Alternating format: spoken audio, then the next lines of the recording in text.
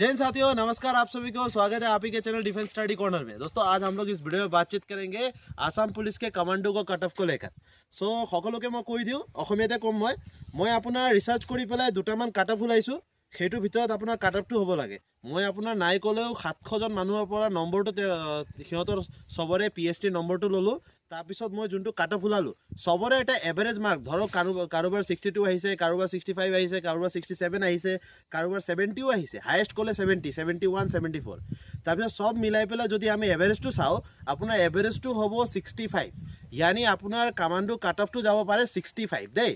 আৰু যোনটো আপোনাৰ এক্সামৰ কথা আছিলে আপোনাৰ সাইকোমেট্ৰিক কেতিয়া হ'ব, এতিয়া ABUBৰ আপোনাৰ APRৰ যোনটো কনষ্টেবল এক্সাম আছে অসম পুলিচৰ সেইটো ৰিটেন হ'ব আপোনাৰ মাৰ্চৰ ষ্টাৰ্টত। সেইকাৰণে আপোনাৰ যেতিয়া সিহঁতৰ ৰিটেন হৈ যাব, যেতিয়া সিহঁতৰ ভাইবা হ'ব সেইটো সময়তে আপোনাৰ অলপ দিন আগত সাইকোমেট্ৰিক হ'ব, কাৰণ একেলগে আপোনাৰ সবৰে এপইণ্টমেণ্ট দিব। সেইকাৰণে আপুনি মানি থওক যে আপোনাৰ ভাইবাটো 2 মাহৰ পিছত হ'ব। ভাইবা মানে আপোনাৰ সাইকোমেট্ৰিক টেষ্ট, কামাণ্ডো সাইকোমেট্ৰিক টেষ্ট যোনটো 20 নম্বৰৰ হয় সেইটো আপোনাৰ লগভগ 2 মাহৰ পিছতে হ'ব। সেইকাৰণে মানি থওক যে আপোনাৰ যোনটো সাইকোমেট্ৰিক টেষ্ট যোনটো 20 নম্বৰৰ সাইকোমেট্ৰিক টেষ্ট হয় সেইটো আপোনাৰ এই ধৰক 2 মাহৰ পিছত, ধৰক এপ্ৰিলৰ পাছত ইয়াতো ইলেকশ্যনৰ পাছত ধৰক যেতিয়া সিহঁতৰ ABUBৰ যেতিয়া ভাইবা হ'ব সেইটো সময়তে আপোনাৰ সাইকোমেট্ৰিক টেষ্টটো হ'ব। সেইকাৰণে নিশ্চিন্ত হৈ পেলাই থাকক। যদি 65তকৈ বেছি নম্বৰ আছে তেনেহ'লে মনত এইটো থাকিব লাগে আপোনাৰ যে আপোনাৰ এক্সামটো আপুনি সাইকোমেট্ৰিক এক্সামটো দিব পাব আৰু কাট অফটো ক্লিয়াৰ হ'ব।